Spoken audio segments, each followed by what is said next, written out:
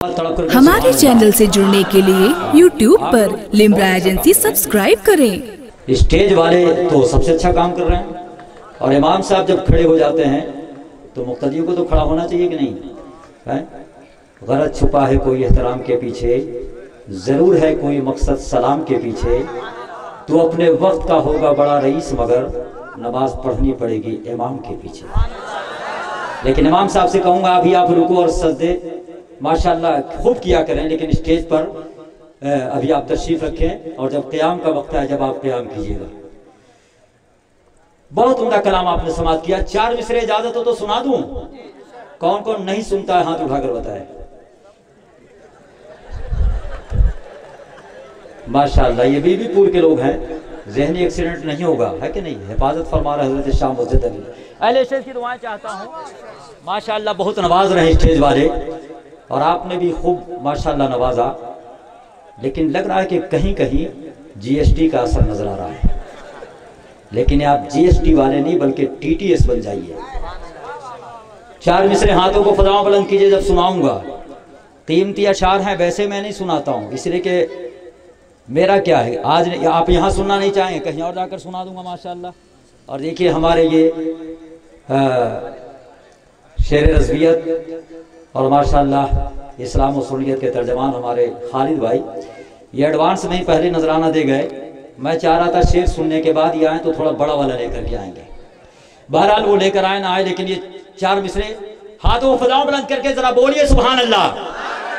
बिल्कुल रन में आ जाइए।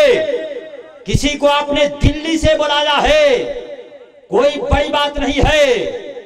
बड़ी बात तो ये है कि आज के छौछा से भी चलकर आ गए हैं शहजादे मखदूम सिमना, जिनका हम जिक्र कर रहे हैं। हुसैन आजम की औलाद चलकर आपके दियार मोहब्बत में आ चुकी है आज माशाल्लाह। बहुत उम्दा जलसा। भाई इकरार साहब वाक़ियतन काबिल मुबारकबाद है मौला तबारक व तआला। इनके जुमला बिरादरान जनाब अबरार भाई, इकरार भाई, इकराम अकरम भाई, तमाम बिरादरान को तरक्कियां अता फरमाए और इस शहीद आजम कॉन्फ्रेंस के सदक़े में आने वाले हर एक शख्स को तरक्की अता फरमाए। ये 4 मिसरे के नबी की बज़्मे मोहब्बत में आ नहीं सकता। आप मोबाइल पे नहीं, मेरे मोबाइल को मत देखिए, बस मुझे देखिए आप। हाफिज यूनुस साहब मोबाइल वहीं रख दीजिए, रख दीजिए। गायब हो जाएगा तो मोबाइल की परेशानी नहीं है, सिम की बड़ी परेशानी है और कहीं से भी गायब हो सकता है, माफ कीजिएगा। नबी की बज़्मे मोहब्बत में आ नहीं सकता, अली के नाम का नारा लगा नहीं सकता। और ये शेर जो आने वाला है मुझे यकीन है मजमे से नारा लगेगा। नबी की बज़्मे मोहब्बत में आ नहीं सकता, अली के नाम का नारा लगा नहीं सकता, और अली के बेटे के नाना न दे इजाजत गर। रिश्ता रिश्ता समझिएगा, रिश्ता मैं कहां ले जा रहा हूं। नबी की बज़्मे मोहब्बत में आ नहीं सकता, अली के नाम का नारा लगा नहीं सकता, अली के बेटे के नाना न दे इजाजत कर, किसी का बाप भी जन्नत में जा नहीं सकता। मजमे से नारा नहीं लगा, मजमे से। इतने बड़े मजमे में किसी को नारा याद नहीं है? इतने बड़े मजमे से। कामिल भाई आप क्या सोच रहे हैं? आप तो दिल्ली वाले हैं।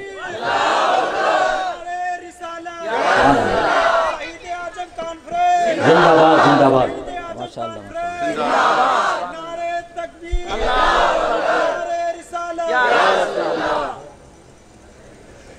अली के नाना, अली के बेटे के नाना न दे इजाजत गर, किसी का बाप भी जन्नत में जा नहीं सकता।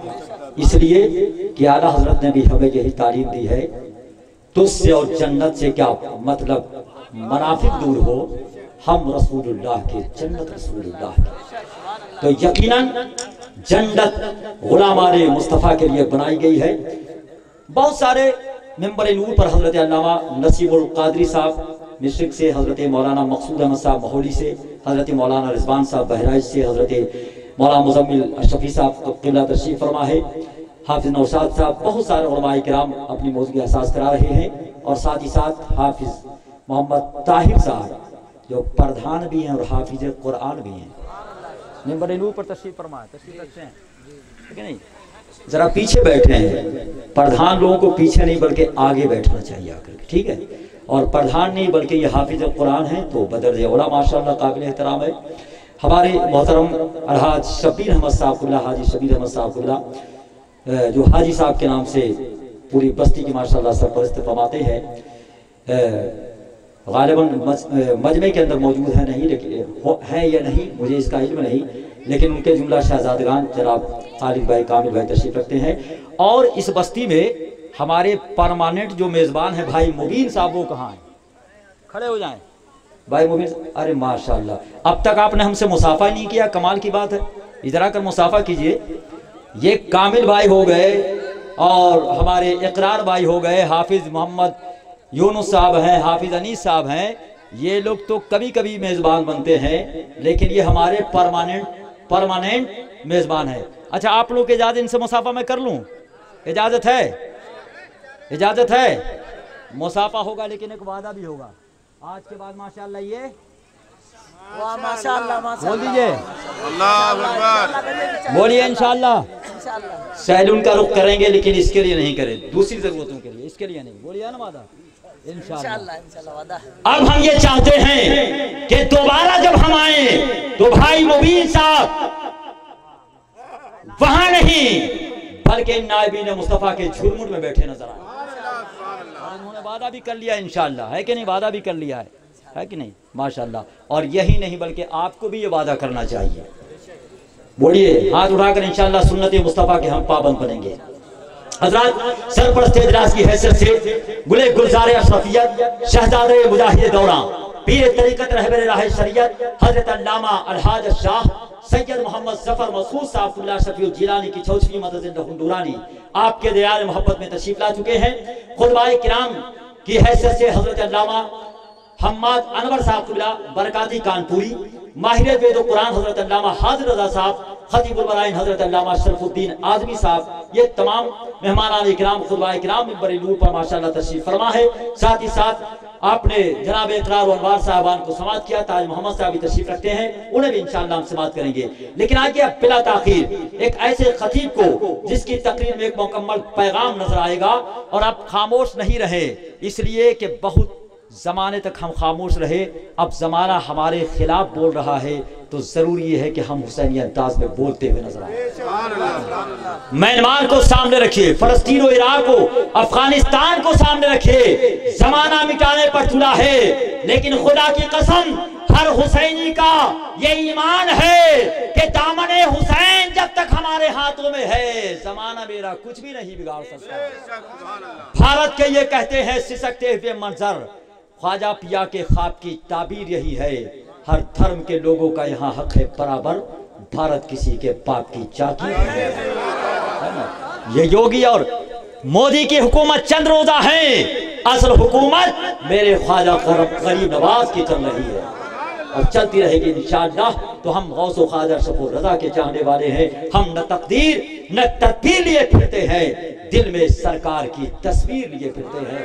बिला ताखिर मैं चाहता हूँ हज़रत अल्लामा शरफुद्दीन साहब आज़मी कुर्सी खिताबत पर जलवावार हो, इस्तकबाल कर लिए हाथों फला बुलंद करके नारे तकबीर, नारे रिसालत, उलमाए अहले सुन्नत। तसव्वुर में अगर तैबा के मंजर जाग जाते हैं, कलम राई लेता है सुखनवर जाग जाते हैं, तू अपने जैसा कहता है तुझे गैरत नहीं आती, नबी का पांव छूने से तो पत्थर जाग जाते हैं, नबी का पांव छूने से तो पत्थर जाग जाते हैं।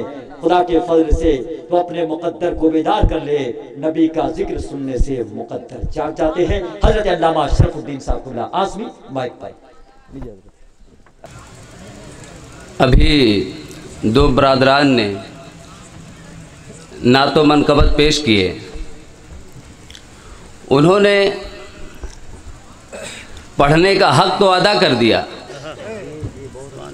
लेकिन क्या जिक्र हुसैन का हक अदा किया? हरगिज़ नहीं।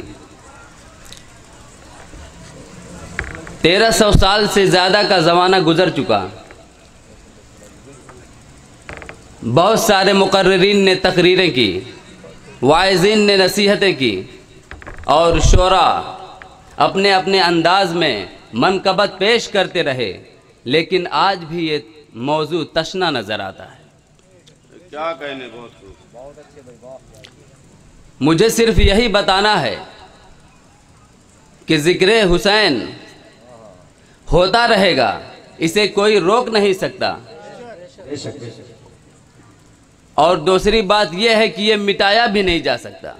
क्या बात है। वाक़ई करबला के बाद भी बहुत सारे वाक़यात हमारे सामने रोनुमा हुए। जब आप तारीख़ का मुताला करेंगे तो आपको अंदाज़ा होगा कि बहुत बड़े बड़े वाक़यात पेश आए, कौमों को तबाह कर दिया गया, आबादियों को मलबों में तब्दील कर दिया गया। खुद इस्लामी तारीख़ में हम देखते हैं कि हमारी जब 800 साला हुकूमत ज़वाल पजीर हो रही थी, 1492 ईस्वी में स्पेन का ज़वाल कोई मामूली वाक़या नहीं है, बगदाद का ज़वाल कोई मामूली वाक़या नहीं है, गरनाता का ज़वाल कोई मामूली वाक़या नहीं है। गरनाता जो इस वक्त ग्रेनेडा कहलाता है, जब वहाँ अबू अब्दुल्लाह की हुकूमत थी और उस वक्त मुसलमानों का वहाँ तूती बोलता था। उस दौर में जब आपसी इंतशार इख्तिलाफ की वजह से मुसलमान कमज़ोर हुए तो फर्डिनेंड ने उस पर हमला किया और उस हमले के नतीजे में वो मुसलमानों पर गालिब आने लगा और अबू अब्दुल्लाह को ये पैगाम भेजा कि या तो तुम हमसे वजीफ़े लेकर छोड़ दो या फिर अपनी मौत को दावत दो। अबू अब्दुल्लाह ने कहा कि मैं वजीफ़े के लिए तैयार हूँ और उसके बाद अपने कौम के सामने हाजिर आया और कहा कि ऐ मेरी कौम, मेरे हाथ कमज़ोर हो चुके हैं, मैं अब तुम्हारी इज़्ज़त व आबरू की हिफाजत न कर सकूँगा, इसलिए मुझे तुम माफ़ कर दो। और फिर वो पहाड़ों के पस मंज़र में गुम हो गया। और उसके बाद फर्डिनेंड ने मुसलमानों को चुन चुन कर कत्ल किया, औरतों की इज़्ज़त व आबरू से खिलवाड़ किया और मर्दों को जगह जगह कत्ल किया। और जब बच्चे बच गए तो उन्हें एक मैदान में जमा कर कर उस पे घोड़े दौड़ा दिए। यकीनन ये इतने दर्दनाक वाक़या है कि हमारा कलेजा मुंह को आता है, लेकिन उसके बावजूद भी हम देखते हैं कि आज उन वाक़यात का तज़किरा करने वाला कोई नहीं है। खुद हिंदुस्तान की सरज़मीन पर मुगलिया सल्तनत और उसका ज़वाल और आखिरी बादशाह बहादुर शाह ज़फ़र के सामने नाश्ते में उसके बच्चों का कटा हुआ गला और कटी हुई गर्दन पेश किया जाना यह कोई मामूली वाक़या नहीं है। उसके बावजूद भी हम देखते हैं कि आज उनका जिक्र करने वाला कोई नहीं है। क्या बात। ये वाक़यात सिर्फ तारीख़ के सफ़हात पर अपनी जगह बना चुके हैं और तारीख़ के सफ़हात पर गुमनामी की ज़िंदगी गुजार रहे हैं। आज न उनको मनाने के लिए, उनका तज़किरा करने के लिए ऐसी महफ़िलें सजाई जाती हैं और न ही उनका जिक्र किया जाता है। फिर क्या वजह है कि आज 1300 साल का ज़माना गुज़र गया, उसके बाद भी आज हम वाक़े करबला को मना रहे हैं और शहीद आज़म कॉन्फ्रेंस मना रहे हैं। सुभान अल्लाह, सुभान अल्लाह। क्या वजह है कि आज भी जब मुहर्रम का महीना आता है तो ऐसा लगता है कि दरियाए फुरात के बगल में, दरियाए फुरात के किनारे पर आज भी हुसैन का शामियाना लगा हुआ है। क्यों ऐसा लगता है कि आज भी अब्बास के कटे हुए बाजू हमें दिखाई दे रहे हैं? क्यों ऐसा लगता है कि आज भी उनका पानी का उठाना हमें याद आ रहा है? क्यों ऐसा लगता है कि नन्ही अली असगर के हुलकूम में जैसे लगता है कि अभी कोई ताज़ा वाक़या है? क्यों?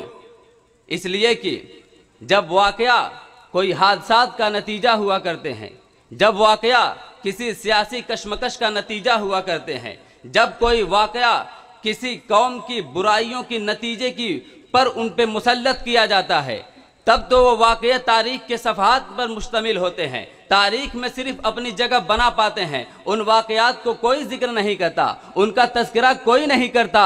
लेकिन जब कोई वाकया किसी आइन के लिए होता है, जब कोई हादसा किसी निज़ाम के लिए होता है, जब कोई वाकया किसी कानून के लिए होता है, तो जब तक वो निज़ाम जिंदा होता है वो वाकया जिंदा होता है, जब तक वो कानून जिंदा होता है वो वाकया जिंदा होता है। तो करबला का वाकया इस्लाम के लिए वाक़ हुआ था, निज़ाम इस्लाम के लिए वाक़ हुआ था।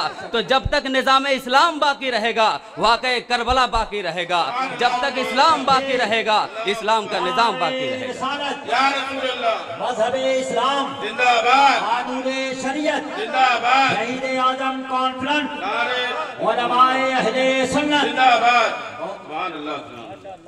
तो जब कोई वाकया किसी निज़ाम के लिए, किसी कानून के लिए, किसी आइन के लिए होता है, तो जब तक वो कानून जिंदा रहेगा, वो आइन जिंदा रहेगा, तब तक वो वाकया जिंदा रहेगा। इमाम हुसैन ने जान दी है इस्लाम के लिए, तो जब तक इस्लाम रहेगा इमाम हुसैन जिंदा रहेंगे और उनका वाकया जिंदा रहेगा। दुरूद पाक पढ़ें, अल्लाहुम्मा सल्ली अला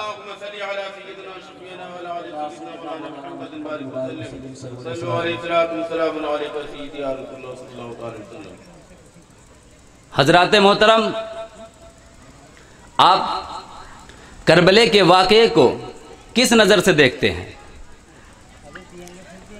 मैं तो सिर्फ उसे आजमाइश समझता हूँ, इसलिए कि जो नसीब वाला होता है परवरदिगार आलम उसे आजमाइश में मुब्तला करता है। बेशक आजमाइश हर एक को नहीं मिलती।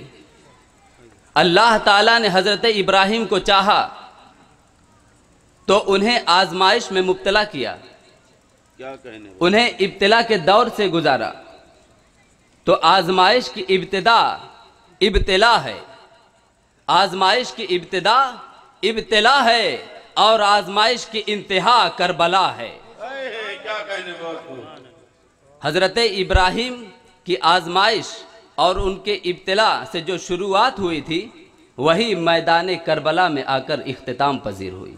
बेशक हज़रात मोहतरम, जब अल्लाह ताला ने हज़रत इब्राहिम को आजमाया और उन्हें इब्तिला में मुब्तला किया, और जब वो अपनी आजमाइश में कामयाब हुए, तो खुद परवरदिगार आलम इरशाद फरमाता है कुरान में कि इब्राहिम के रब ने उन्हें आजमाया, और जब वो कामयाब हुए तो परवरदिगार आलम ने इब्राहिम से कहा, इब्राहिम तुम मेरे इम्तिहान में कामयाब हुए, तुम पूरे उतरे हो, इसलिए मैं तुम्हें नवाजना चाहता हूँ।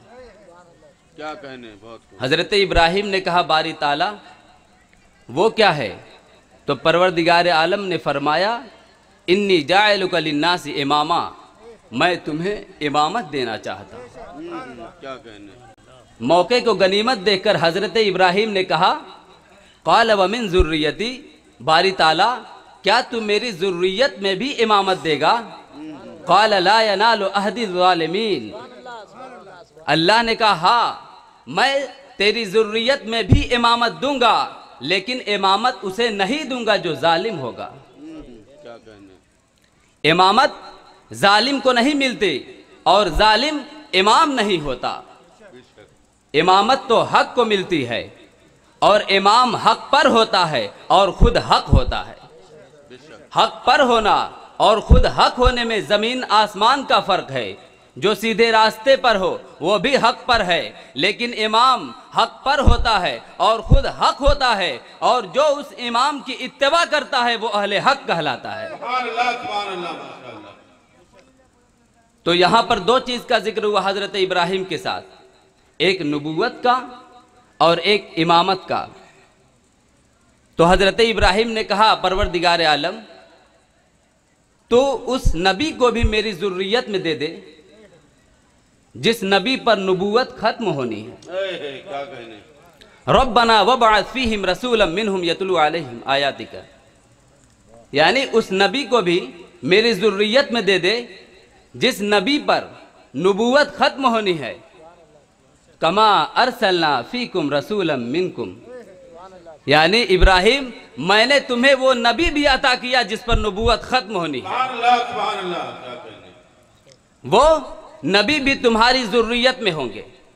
परवरदिगार आलम ने इरशाद फरमाया, ऐ इब्राहिम, वो नबी भी तेरी ज़ुर्रियत में होगा जिस पर नबूवत ख़त्म होगी। ये तेरी दुआ है, ये तेरी इस्तिदा है, ये तेरी इल्तिजा है, ये तेरा सवाल है जो मैंने उस पर अता किया, जो नबी को, ख़ातमे नबी को मैं, ख़ातमे नबूवत को जो तुम्हें मैं अता कर रहा हूँ, ये तेरी दुआ है और मेरी अता है। लेकिन जो तूने मेरा घर बनाया है उसके एवज़ में तुमने मुझसे कुछ नहीं मांगा, उसके एवज़ में मैं तुम्हें इमामत दे रहा हूँ। तो ऐ इब्राहिम, जिस पर नबूवत ख़त्म होगी वो भी तेरी ज़ुर्रियत में होगा, और जिस पर इमामत ख़त्म होगी वो भी महदी तेरी ज़ुर्रियत में होगा। तकबीर, नारे रिसालत, शहीद आज़म कॉन्फ्रेंस, उलमाए अहले सुन्नत। फिर जब हजरत इब्राहिम ये दुआ कर रहे थे तो एक पत्थर पे खड़े थे। अरब की सरजमीन पर जो गए होंगे वो जानते हैं कि अरब की सरजमीन पथरीली ज़मीन है, रेगिस्तान है। तो जब ये दुआ कर रहे थे तो लबों पे मुस्तफ़ा की चाहत है और कदमों के नीचे पत्थर है।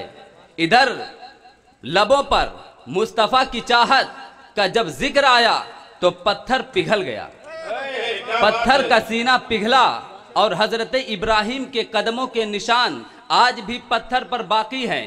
तो आज 4,000 साल गुजर गए, 4,000 साल का ज़माना गुजर गया, लेकिन आज भी हजरत इब्राहिम के कदमों का निशान पत्थर पे मौजूद है।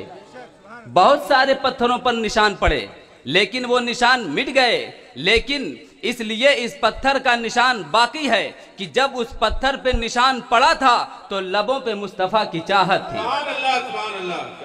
तो हजरत इब्राहिम ने नबी को चाहा था, यानी मुस्तफ़ा को चाहा था, तो उनके कदमों का निशान पत्थर पर आज तक बाकी है। तो बताओ, उस नबी ने जब हुसैन को चाहा तो हुसैन को जिक्र के कौन मिटा सकता है?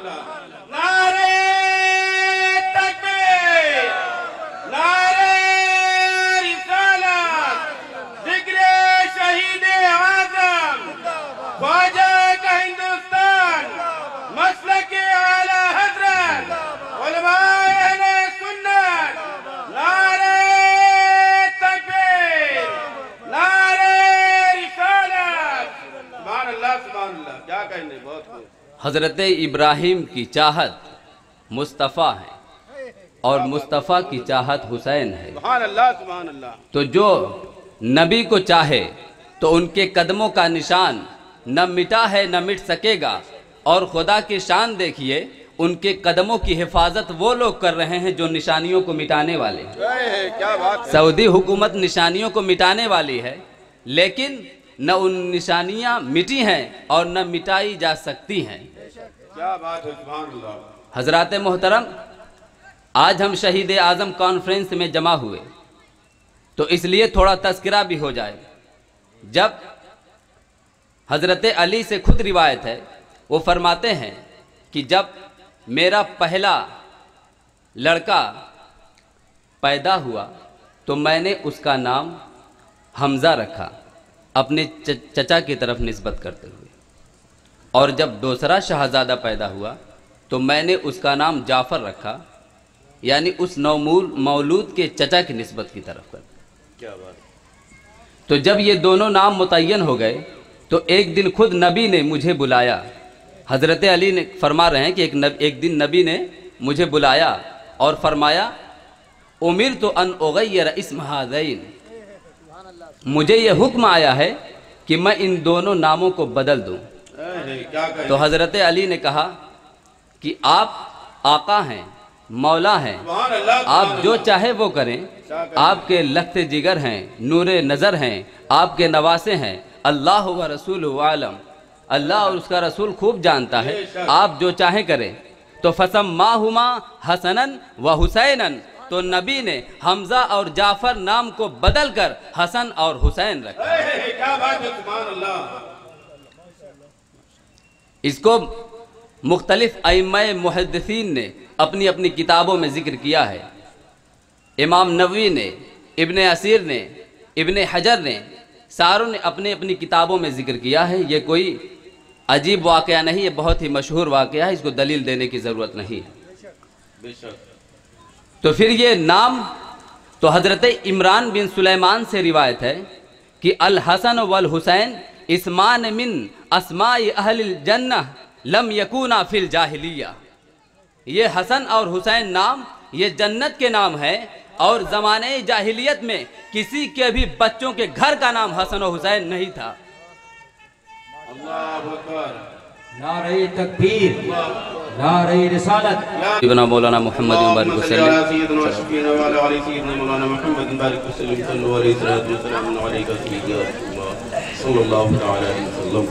हज़रत इमरान बिन सुलेमान कहते हैं कि अल हसन वल हुसैन इस्मान मिन अस्माई अहलिल जन्नह लम यकूना फिल जाहिलिया। ये हसन व हुसैन नाम ये जन्नत के नाम है, और दौरे जाहिलियत में किसी के भी बच्चों का नाम हसन व हुसैन नहीं था। ये हुजूर सल्लल्लाहु अलैहि वसल्लम के ज़माने से पहले का जो ज़माना है तकरीबन 500 साल का, उसकी गारंटी हज़रत इमरान बिन सुलेमान लेते हैं कि 500 साल का जो ज़माना है किसी का भी नाम हसन व हुसैन नहीं था। क्या बात है। तो फिर ये नाम कहाँ से आया? तो पता चला कि ये दोनों नाम जन्नत से आए। तो फिर जन्नत में भी तो हूरे हैं, गिलमान हैं, फरिश्ते हैं, तो फिर जन्नत में भी किसी का ये नाम था। तो फिर दूसरी हदीस देखिए, इन्नल्लाह हजबल हसन वल हुसैन, बेशक अल्लाह ने हसन व हुसैन के नाम को अपने पर्दे में छुपा रखा था। क्या बात है। सुभान अल्लाह, सुभान अल्लाह। अल्लाह ने अपने नबी की मोहब्बत में ये भी गवारा न किया कि जो नबी की चाहत हैं, नबी की मोहब्बत हैं, हसन व हुसैन, उनका नाम भी दुनियावी रखा जाए, दुनिया से रखा जाए। क्या कहने, बहुत। लिहाजा पैदाइश के बाद ही उनका मामला ज़मीनी न रहा, नाम भी आसमानों से आया और उनके नाम रखे गए। सुभान अल्लाह, सुभान अल्लाह। क्या कहने। अब यहाँ पर एक ख़ास बात है जो मैं बताना चाहता हूँ। हमारे नबी का क्या नाम है? मोहम्मद सल्लल्लाहु ताला अलैहि वसल्लम। और सबसे पहले अल्लाह ने नबी को वजूद बख्शा। कुन्तु कंज़न मख्फियन फ़अहबब्तु अन उअरफ। मैं तो एक कंज़े मख्फी था, जब मैंने चाहा कि मैं पहचाना जाऊं तो मैंने फ़खलक़तु ख़ल्क़ा, तो मैंने एक खल्क़ को पैदा किया। तो अल्लाह ने पैदा किया एक मखलूक को। तो जब मखलूक को पैदा किया तो मखलूक ने खालिक की हम्द की। तो जब मखलूक ने खालिक की हम्द की तो वो महमूद कहलाया। गौर करिए, जब मखलूक ने खालिक की हम्द की तो वो मखलूक कहलाया, और फिर खालिक को यह मखलूक इतना पसंद आया कि फिर खुद महमूद ने इस हम्द करने वाले की हम्द की। सुभान अल्लाह, सुभान अल्लाह। तो जब मखलूक ने खालिक की हम्द की तो वो महमूद कहलाया, और जब महमूद ने खुद अपनी मखलूक की तारीफ की तो वो मोहम्मद कहलाए। सुभान अल्लाह, सुभान अल्लाह। तो मोहम्मद नाम भी अल्लाह ने अपने हम्द के पर्दे में छिपा रखा था, और हसन व हुसैन नाम भी अल्लाह ने अपने हुस्न के पर्दों में छुपा रखा था। सुभान अल्लाह, सुभान अल्लाह। हजरात मोहतरम, तिबरानी की रिवायत है, उसमें यह मौजूद है कि अल्लाह ताला जन्नत को 2 सुतूनों के ज़रिए हुस्न बख्शेगा। मैदान महशर के बाद जब अहले जन्नत जन्नत में होंगे और दोज़खियों को दोज़ख में डाल दिया जाएगा, तो जहन्नम पूछेगी, ऐ मौला, वो सुतून कौन है जिनके ज़रिए तूने मेरे हुस्न को दोबारा करने का वादा किया है? वो कौन है? तो परवरदिगार आलम फरमाएगा, वो 2 सुतून जिसके ज़रिए तुम्हारे हुस्न को दोबारा करना है, वो दोनों सुतून हसन और हुसैन है। सुभान अल्लाह, सुभान अल्लाह। क्या कहने। एक मर्तबा जन्नत और जहन्नम दोनों में मुकालमा हुआ। जहन्नम ने कहा कि मैं तुमसे बेहतर हूँ, जन्नत ने कहा कि मैं तुमसे बेहतर हूँ। फिर जहन्नम ने कहा, अना खैरुम मिनका, मैं तुमसे बेहतर हूँ। फिर जन्नत ने कहा कि तुम क्यों, कैसे बेहतर हो? तो जहन्नम ने कहा कि मेरे पास बड़े बड़े बादशाह हैं, बड़े बड़े जबाबिर हैं, जबाबिर जबर करने वालों की जमा है, बड़े बड़े जबाबिर हैं, बादशाह हैं, मैं तुमसे बढ़कर हूं। नमरूद और फिरौन का भी नाम लिया। यह सुनते ही जन्नत खामोश हो गई। फिर अल्लाह ने जन्नत की तरफ वही किया, पैगाम भेजा कि ऐ जन्नत, तू जहन्नम से कह दे कि तेरे पास बड़े बड़े बादशाह हैं, जबाबिर हैं, वो तो बदबख्त हैं, उनके आने से तेरे बखबख्ती में और ज़्यादा इजाफा होगा। उन सारे बादशाहों की बादशाहत एक तरफ और उनकी बदबख्ती एक तरफ। जन्नत ये कह दे कि तेरे लिए तो सिर्फ हसन और हुसैन ही काफ़ी हैं। तो जिनका ये मर्तबा हो, फिर उनके लिए ये दुनियावी हुकूमत और जाहो जलाल क्या है। लोग कहते हैं कि इमाम हुसैन करबला के मैदान में हुकूमत के लिए गए थे, इक्तदार के लिए गए थे। मैं पूछना चाहता हूं कि कैसा ज़हन रखते हैं वो।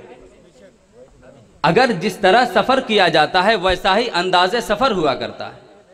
अगर कोई बादशाह लड़ने के लिए जाता है तो फौज लेकर जाता है, लाओ लश्कर के साथ जाता है, ताकत व कुव्वत के साथ जाता है। लेकिन जब हम तारीख का मुताला करते हैं, इमाम हुसैन को देखते हैं, तो वो अपने बच्चों को लेकर जा रहे हैं, नन्हे मासूम नन्हे अली असगर को लेकर जा रहे हैं, अपने भाई को लेकर जा रहे हैं, अपने भतीजे को लेकर जा रहे हैं। मैं पूछना चाहता हूं कि अगर कोई हुकूमत के लिए जाता है, इक्तदार के लिए जाता है, तो क्या वो अपनी ख़ानदान को लेकर जाता है? हरगिज़ नहीं, बल्कि इमाम हुसैन तो करबला के मैदान में अपनी आजमाइश और इम्तिहान में कामयाब होने के लिए जा रहे थे। दुनिया को इक्तदार पसंदी का नया मिजाज देने के लिए जा रहे थे और वो बताना चाहते थे कि दुनिया का बादशाह और दुनिया का हुक्मरान तो अपने चाहने वालों की लाशों पर अपने इक्तदार की कुर्सी लगाता है, अपने चाहने वालों की लाशों पर अपनी हुकूमत कायम करता है, अपने चाहने वालों को पहले लड़ाता है, फिर जीतने के बाद अपनी हुकूमत कायम करता है। तो दुनिया के बादशाह और हुक्मरान अपने चाहने वालों की लाशों पर अपना इक्तदार की कुर्सी लगाते हैं, लेकिन मैं अपने और अपने बच्चों की लाशों पर दीन की इमारत तामीर करना चाहता हूं, दीन का इक्तदार कायम करना चाहता हूं। हजरात मोहतरम, करबला के मैदान में हुसैन और यजीद के दरमियान नहीं, बल्कि हुसैनियत और यजीदियत के दरमियान मुकाबला हुआ। यजीद लहो लईब की मजलिसें सजाता था, वो तरह तरह की खुराफातों में मुब्तला था। हलालो हराम की जो इम्तिजाज है इस्लाम में, उससे वो नाआशना कर रहा था लोगों को। और यजीद उन औरतों से भी निकाह करना चाहता था जिन औरतों से निकाह करना इस्लाम में जायज़ नहीं है। तो पता चला इस्लाम के निज़ाम को बिल्कुल दरहम बरहम करना चाहता था, और हुसैन इस्लाम के निज़ाम को बाकी रखने के लिए अपने आवाज़ को बुलंद कर रहे थे और अपनी कुर्बानियाँ पेश कर रहे थे।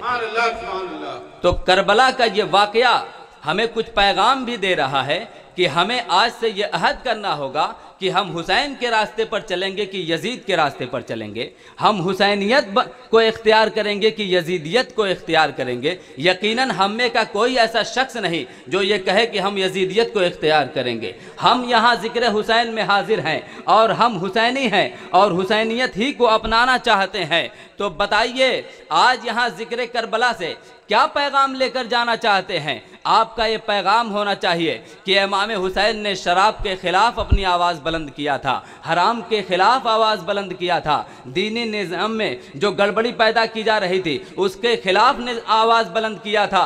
तो आज ए हुसैन, हम आपके रास्ते पर चलेंगे और आज से हम भी शराब नहीं पिएंगे, आज से हम भी जुआ नहीं खेलेंगे, आज से हम भी हराम काम नहीं करेंगे। आज से ए हुसैन, हम यजीद के नहीं, आज से हम आपके रास्ते पर चलेंगे। हजरात मोहतरम, बस आखिरी बात मैं आपको बताना चाहूँगा कि आप करबला के मंजर को देखें। छोटे छोटे बच्चों ने कुर्बानियाँ दी हैं। अगर आपने हुसैन के रास्ते को नहीं अपनाया तो वो कुर्बानियाँ और वो शहीद जब मैदान महशर में आपके सामने होंगे तो आप अपनी निगाहें उनसे न मिला सकेंगे। बताइए, आज अगर आपके बच्चे दीन के रास्ते से दूर हैं तो नन्हे अली असगर का सामना कैसे करेंगे? आज हमारे नौजवान अगर इस्लाम के निज़ाम से दूर हैं तो हज़रत अब्बास का सामना कैसे करेंगे? वो शुहदा जो इस्लाम के लिए, इस्लामी निज़ाम के लिए अपनी कुर्बानियाँ दे चुके, उनकी शहादत और उनकी कुर्बानी जब चीख कर आपसे मुतालबा करेगी कि जिस निज़ाम को बाकी रखने के लिए हमने कुर्बानियाँ दी थी, तुम उस निज़ाम के बाकी रखने के लिए क्या किए। जिस निज़ाम को बाकी रखने के लिए हमने कुर्बानियाँ दी थी, उस निज़ाम को बाकी रखने के लिए आपने क्या किया, तो यकीनन आप लाजवाब हो जाएंगे। तो इसलिए आज ही अहद करिए, आज ही कसम खाइए, इमाम हुसैन की कटी हुई गर्दन और उनका खून आलूद पैराहन को देखकर तसव्वुर में रखकर ये कसम खाइए कि ऐ हुसैन, आज से हम आपके रास्ते पर चलेंगे, दीन इस्लाम के रास्ते पर चलेंगे, आज से हम यजीद के रास्ते पर हरगिज नहीं चलेंगे। बस इन्हीं चंद जुमलों के साथ मैं अपने तकरीर को खत्म करना चाहूँगा। हमारे चैनल से जुड़ने के लिए YouTube पर लिम्रा एजेंसी सब्सक्राइब करें।